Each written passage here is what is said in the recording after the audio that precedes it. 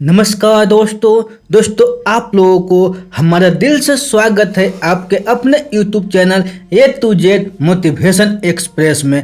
दोस्तों, वर्तमान में सत्ताधीन पार्टी का जिक्र होने पर जिन नामों को नज़रअंदाज नहीं किया जा सकता, उस सूची में राजनाथ सिंह का नाम प्रथम 5 में रखा जा सकता है।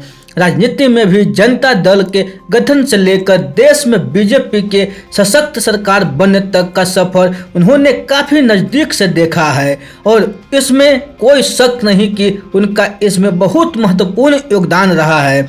वो न केवल राजनीति में पुराने और अनुभवी व्यक्ति है, बल्कि भारतीय जनता पार्टी के प्रति समर्पित एवं राष्ट्रीय स्वयंसेवक संघ के निष्ठावान कार्यकर्ता भी है। दोस्तों, राजनाथ सिंह वो भारतीय राजनीतिज्ञ है जो कि वर्तमान में औपचारिक रूप से अंतर्राष्ट्रीय स्तर पर गृह मंत्री के रूप में, जबकि राष्ट्रीय स्तर पर बीजेपी के पूर्व अध्यक्ष की पहचान रखते हैं। इन्होंने ये दोनों ही पद को काफ़ी अच्छे तरीके से संभाला है, इसीलिए यह जानना जरूरी है जो हो जाता है कि इन पदों पर रहते हुए कैसे राजनाथ सिंह ने इनके साथ न्याय किया और कैसे सशक्त विपक्ष के लिए जाने वाले बीजेपी को सत्ता तक पहुंचाने में अपना योगदान दिया। दोस्तों, राजनाथ सिंह का प्रारंभिक जीवन। राजनाथ सिंह का जन्म ऐसे राजपूत परिवार में हुआ था जो किसानी का कार्य करता था। उन्होंने अपनी प्रारंभिक शिक्षा गांव से ही पूरी की थी। उसके बाद उच्च शिक्षा के लिए वो गोरखपुर आ गए, जहां गोरखपुर यूनिवर्सिटी से फिजिक्स में मास्टर्स की डिग्री ली। दोस्तों, 13 वर्ष की आयु में राजनाथ सिंह राष्ट्रीय स्वयंसेवक के संघ से जुड़ गए थे और समय के साथ ये जुड़ाव कम नहीं हुआ। यहाँ तक कि मिर्जापुर कॉलेज में पढ़ाते हुए भी वो संघ के सक्रिय कार्यकर्ता थे एवं युवा वर्ग में गणमान्य पद पर थे। राजनाथ सिंह ने केबी पोस्ट ग्रेजुएट कॉलेज मिर्जापुर में फिजिक्स के लेक्चर के तौर पर पढ़ाया। दोस्तों, राजनाथ सिंह 1969 से लेकर 1971 तक अखिल भारतीय विद्यार्थी परिषद में ऑर्गेनाइजेशनल सेक्रेटरी थे। 1972 में राष्ट्रीय स्वयंसेवक संघ के मिर्जापुर विभाग में वो जनरल सेक्रेटरी बनाए गए और 1974 में उन्हें मिर्जापुर में भारतीय जनसंघ का सेक्रेटरी बनाया गया था। दोस्तों, राजनाथ सिंह का राजनीतिक करियर। वैसे तो राजनाथ सिंह युवा अवस्था से ही राजनीति में सक्रिय थे, लेकिन औपचारिक तौर पर 1974 में राजनीति में प्रवेश किया था और मिर्जापुर की क्षेत्रीय राजनीति में बीजेपी की जगह बनाने और इसे आगे ले जाने का काम किया।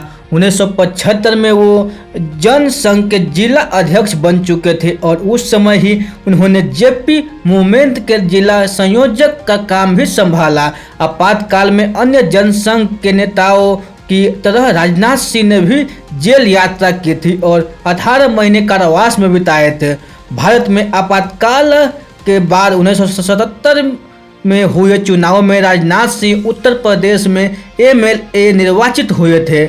इसके बाद राजनाथ सिंह राजनीतिक करियर में भी कभी पलट कर नहीं देखा और बीजेपी में उनका पद बढ़ता ही गया। 1983 में वो स्टेट सेक्रेटरी बने। 1984 में उन्हें बीजेपी के यूथ विंग का स्टेट प्रेसिडेंट बनाया गया, जबकि 1986 में वो भारतीय जनता पार्टी के ही नेशनल जनरल सेक्रेटरी बने।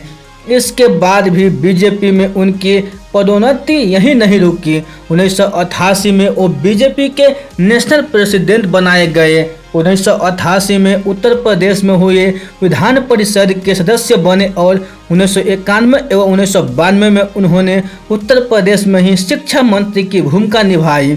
इस दौरान उन्होंने एंटी कॉपिंग और पाठ्यक्रम में वैदिक गणित को भी शामिल किया था। इसके अतिरिक्त इन्होंने इतिहास की टेक्स्ट बुक में भी काफ़ी परिवर्तन किए थे।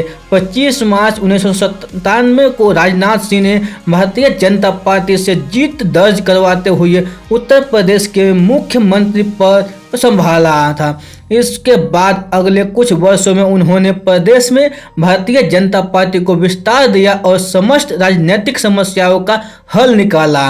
22 नवंबर 1999 को Rajnath Singh union surface transport minister बने। इस दौरान ही उन्होंने श्री अटल बिहारी वाजपेयी की महत्वाकांक्षी परियोजना national highway development programme NDHP भी शुरू की। इस प्रोजेक्ट में गोल्डन क्वाड्रिलेटरल और north south east west corridor भी शामिल था। इस तरह 1994 से 1999 तक राजनाथ सिंह राज्यसभा के सदस्य बन गए। 1994 में उन्होंने राज्यसभा में भारतीय जनता पार्टी के पक्ष में काफ़ी सक्रियता दिखाई थी। 28 अक्टूबर 2000 को वो उत्तर प्रदेश के मुख्यमंत्री बने। बाराबांकी विधान परिषद में हैदरगढ़ चुनाव क्षेत्र से 2 बार चुनाव जीते। राजनाथ सिंह को 2002 में भारतीय जनता पार्टी का नेशनल जनरल सेक्रेटरी बनाया गया। 2003 में फिर से वो राज्यसभा के सदस्य के रूप में चुने गए। 24 मई 2003 को वे एग्रीकल्चर एवं फूड प्रोसेसिंग केंद्रीय मंत्री बने। उन्होंने किसान कॉल सेंटर और फार्म इनकम इंश्योरेंस जैसे कई प्रोजेक्ट भी शुरू किए। जुलाई 2004 में राजनाथ सिंह को वापस पार्टी का नेशनल जनरल सेक्रेटरी बनाया गया और इस पद पर रहते हुए उन्होंने 2 राज्य छत्तीसगढ़ एवं झारखंड की जिम्मेदारियां सौंपी गई और उनकी अतुलनीय योग्यता एवं कूटनीति ने पार्टी को दोनों राज्यों में जीत दिलवाई। 31 दिसंबर 2005 को राजनाथ सिंह को भारतीय जनता पार्टी का अध्यक्ष बनाया गया और इस कार्यकाल में उन्होंने देश के कोने कोने तक पार्टी की पहुंच बनाई। वो भारत सुरक्षा यात्रा का हिस्सा भी रहे और उन्होंने सभी राज्यों का दौरा किया। इस दौरान उन्होंने राष्ट्र की अतिरिक्त सुरक्षा के मुद्दों को उठाया और देश में बढ़ती आतंकवादी गतिविधियों की तरफ ध्यान दिलाया। इसके अतिरिक्त किसानों की समस्याओं, आम जरूरतों की बढ़ती राशि और महंगाई की तरफ जनता का ध्यान खींचा। राजनाथ सिंह को 16 मई 2009 को 15वें लोकसभा चुनाव में गाजियाबाद से जीत मिली और पार्लियामेंट सदस्य बने। 7 अक्टूबर 2009 को वो कमेटी ऑफ एथिक्स के सदस्य बने। 2014 के लोकसभा चुनाव में भारतीय जनता पार्टी को सत्ता तक पहुंचा दिया, जिसके पीछे राजनाथ सिंह का महत्वपूर्ण योगदान रहा था और इस तरह 26 मई 2014 को राजनाथ सिंह देश के गृह मंत्री बने। दोस्तों, राजनाथ सिंह की उपलब्धियां। भारतीय जनता पार्टी के राज्य अध्यक्ष बनने पर पार्टी ने लोकसभा चुनाव में अच्छा प्रदर्शन किया और बीजेपी ने 58 सीट पर जीत दर्ज करवाई। दोस्तों, 2000 में जब वो सरफेस ट्रांसपोर्ट मिनिस्टर थे तब उन्होंने एमिशन स्टैंडर्ड यूरो सेकेंड का नाम बदलकर भारत स्टेट सेकेंड किया और अब यही सभी वाहनों पर उपयोग होता है, जैसे BS3, BS4 इत्यादि।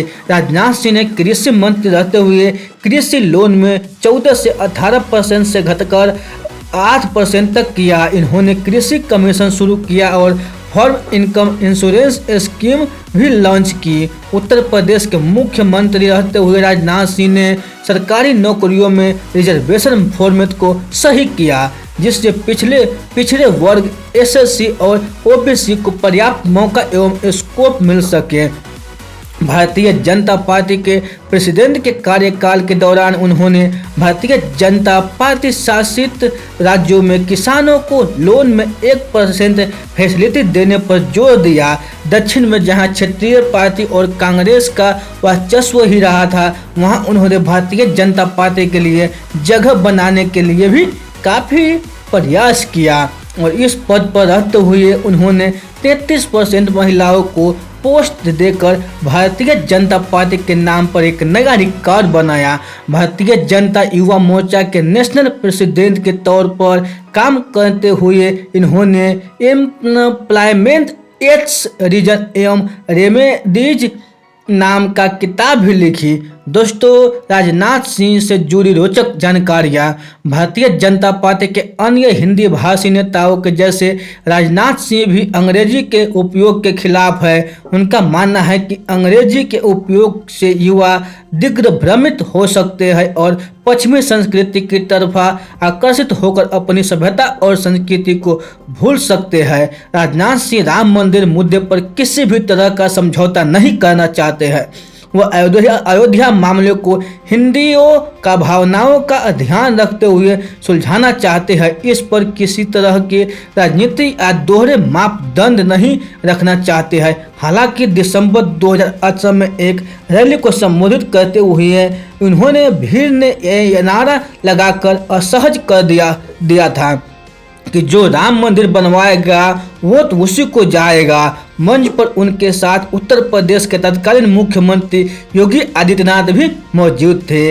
राजनाथ सिंह के प्रति माह की तनख्वाह 1.4 लाख रुपए और नेटवर्थ 2.51 करोड़ रुपए है।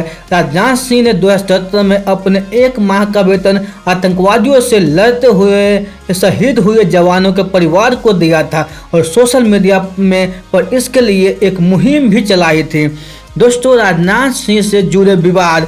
राजनाथ सिंह काफ़ी शांत प्रवृत्ति के राजनेता है और वो किसी भी प्रकार के विवाद या विपक्ष पर निचले स्तर की टिप्पणियां से दूर रहते हैं। इस कारण ही पक्ष विपक्ष सब जगह उनका सम्मान है। लेकिन जब किसी बयान या घोषणा का समय आता है तो राजनाथ सशक्त एवं साफ शब्दों में अभिव्यक्ति देने वाले नेता के तौर पर पहचाने जाते हैं, जिससे राजनीतिक पार्टियों के साथ ही आम जनता भी उनके बयान का इंतजार करती है। लेकिन राजनीति से जुड़े व्यक्ति से साथ ही कोई विवाद या विवादित बयान न हो जुड़ा हो, ये संभव नहीं है।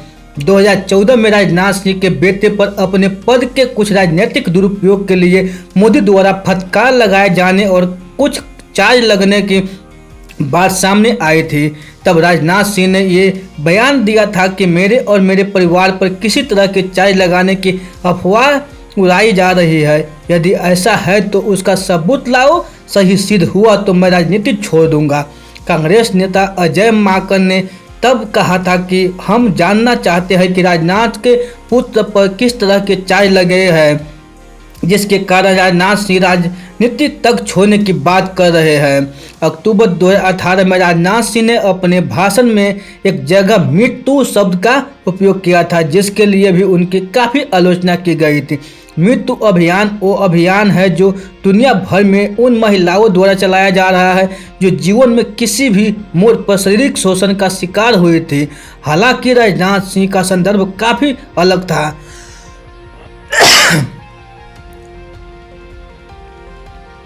लेकिन वो विपक्ष एवं जनता के निशाने पर आ गए। गृह मंत्री ने महागठबंधन की तरफ बढ़ी विपक्षी पार्टियों की तरफ व्यंग करते हुए कहा था कि सभी विपक्षी पार्टियों बीजेपी के खिलाफ एवं एक होकर कांग्रेस में ना मिल जाए और बाद में उन्हें कांग्रेस से धोखा मिलने पर कांग्रेस के विरुद्ध ही मृत्यु अभियान चलाना पड़े। दोस्तों, राजनाथ सिंह राष्ट्रीय स्वयं सेवक संघ में रहे हैं, जिसके कारण बीजेपी के शीर्ष नेता बनने तक का उनका सफर थोड़ा सुगम रहा है। इस तरह वो जहां वो उत्तर प्रदेश के मुख्यमंत्री रह चुके हैं, वहीं बीजेपी के नेशनल प्रेसिडेंट पार्टी के यूथ विंग के प्रेसिडेंट, उत्तर प्रदेश के पार्टी यूनिट के अध्यक्ष और नेशनल डेमोक्रेटिक अलायंस में कैबिनेट मिनिस्टर भी रहे हैं। मतलब उनका राजनीति में अनुभव जमीनी स्तर से लेकर शीर्ष तक रहा है और इन सभी पदों पर रहते हुए उनको द्वारा किए गए कार्यों ने ही उन्हें समय के साथ चलना सिखाया है, जिसके कारण वो पार्टी के प्रबुद्ध एवं सशक्त नेता की छवि रखते हैं। तो दोस्तों, ये बायोग्राफी आप लोगों को अच्छी लगी हो तो अपने दोस्तों के साथ जरूर शेयर कीजिएगा। तो फिर मिलते हैं ऐसे ही अगले बायोग्राफी में। तब तक के लिए आप खुश रहिए, सुरक्षित रहिए और अपने सेहत को अच्छी तरह से ध्यान रखिए और अपने परिवार से मिलजुल कर रहिए। दोस्तों, आप लोगों को बहुमूल्य समय देने के लिए हमारे दिल से आप लोगों को बहुत बहुत धन्यवाद।